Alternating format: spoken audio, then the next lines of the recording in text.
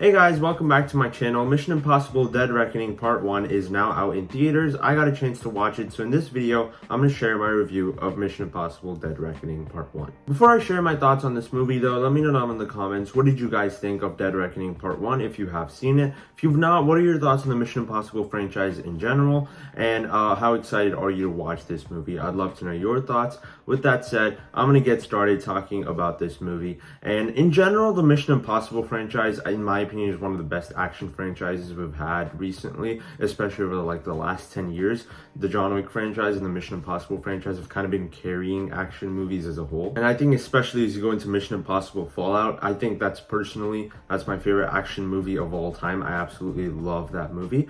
And even though I didn't grow up watching these movies, I didn't start watching them till 2020. I think I watched Mission Impossible Fallout before that. I think I watched that in the year it came out. But other than Fallout, I didn't watch any of the other Mission Impossible movies until later. So Dead Reckoning Part 1, this was the only Mission Impossible movie I've seen in a theater, and I think it was just a great experience. I really wish now I could go back and watch the other Mission Impossible movies, especially Ghost Protocol, Fallout. There's specific sequences in those movies, like the Burj Khalifa scene and basically every action scene in Fallout. I think it would be awesome to watch those in a movie theater. And this movie is just that. It has those epic big sequences where Tom Cruise is just doing incredible stuff with the action scenes. And the great thing about it is obviously a lot of it is practical. There's not much CGI going on in this movie, and that's something Tom Cruise has been very adamant about over his movie career. He obviously does all of his stunts himself in Ghost Protocol, hanging outside the Burj Khalifa. He did that himself. In Top Gun Maverick, he actually trained pilots to be inside of the cockpits so they could actually film those action sequences, which is very cool, and not many other actors would do something like that. And the fact that Tom Cruise actually ended up doing something like that, I think is really cool, and that's something that only someone like Tom Cruise could do. He pulls off his own stunts, and even though he's almost 60, I think he's already 60 now actually, he's still going crazy, doing stupid stuff, but just to entertain the audience. And I think that's amazing of him as an actor. And in this movie, obviously you get a bunch of those scenes. It's very much worth watching on the big screen just for the third act alone. But there's also some really cool action scenes in the second and first act of the movie. One thing I like about this movie is that the story is quite a bit different compared to the other Mission Impossible films. Obviously, a lot of them have to do with nuclear bombs, nukes, and Russians and all that stuff. And this movie has some elements of that, but for the most part, it's exploring AI. And the main conflict about this movie is surrounding artificial intelligence. And I think that's very interesting. And it's a very timely story because obviously right now we have a lot of conversations going on about AI. Recently in Secret Invasion, they revealed that they made the intro sequence of Secret Invasion with AI. So a lot of people were talking about that. And I think that it just works really well because of the time we're in where technology has advanced so much. I think this movie just works really well in that case. I do think some of the artificial intelligence stuff is a little dated. It feels I think the way this movie looks at artificial intelligence is the way we looked at it maybe 5, 6, maybe even 10 years ago. And not necessarily that it's bad. I just think that because I think a lot of it does have to do with this fact that this movie started production a very long time ago and it got delayed because of COVID. And maybe that has something to do with it. But I do think that the way the movie looks at artificial intelligence is a little bit dated. It feels like something that we would have thought about a bunch of years ago, but it still works because it's able to execute that into its story in an interesting fashion and have characters have interesting conflicts between them as well. So I think it works out really well, even though I do think it feels a little bit dated. The characters are all really fun in this movie. I think the main core Mission Impossible team that we've had over the last few movies works really well here too.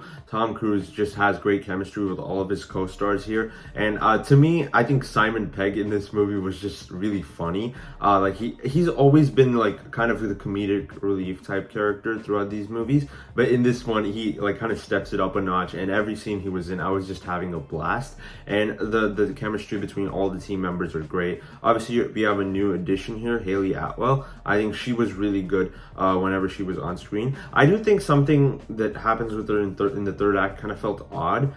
I don't know how exactly it's going to play out in the second part. I think that's going to explain how I feel about her character as overall. But in the first two acts of the movie, I really liked. But in the third act, I'm not sure where the future of her character is going to go. So that I'm a little bit confused about. But overall, I really liked Haley Atwell in this movie, and her chemistry with Tom Cruise is really, really cool. And I like that this movie kind of has the James Bond feel to it, where Tom Cruise is just going around the world doing random stuff.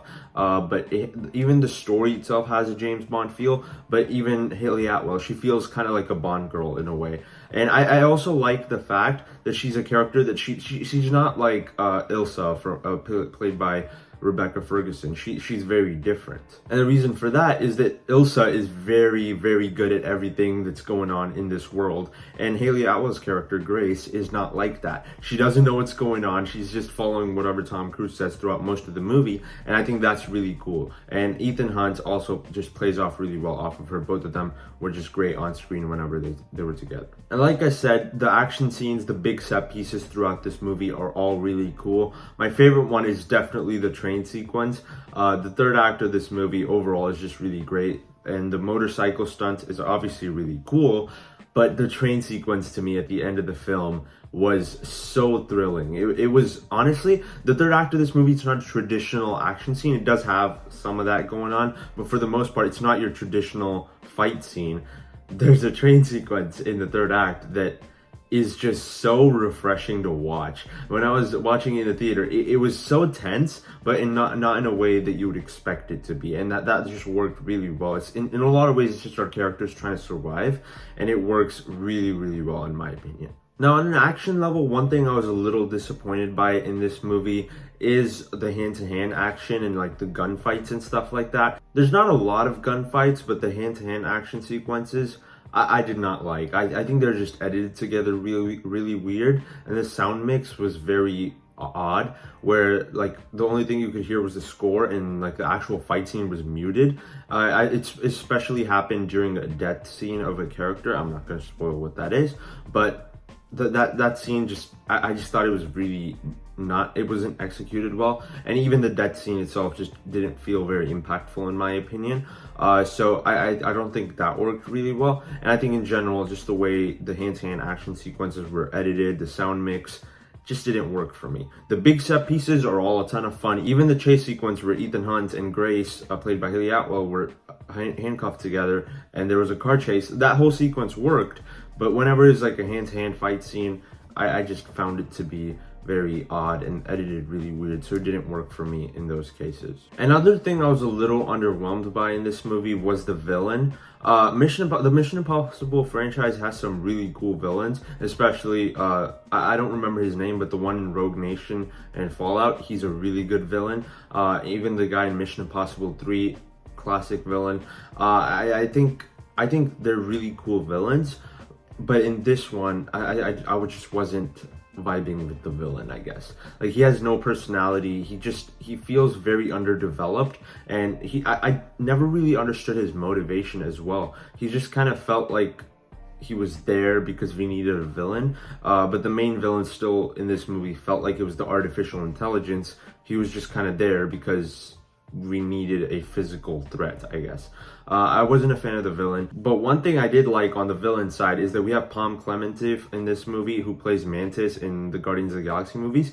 She was great. She was, whenever she was on screen, she was great as like a threat. She felt like she had a really cool presence throughout the movie, and the way her character is treated in the third act, I also think was really cool. Now, most of the issues I've mentioned so far in this movie are very minor, but I do have one major issue in this movie, and that's the way the character of Ilsa, played by Rebecca Ferguson, is treated.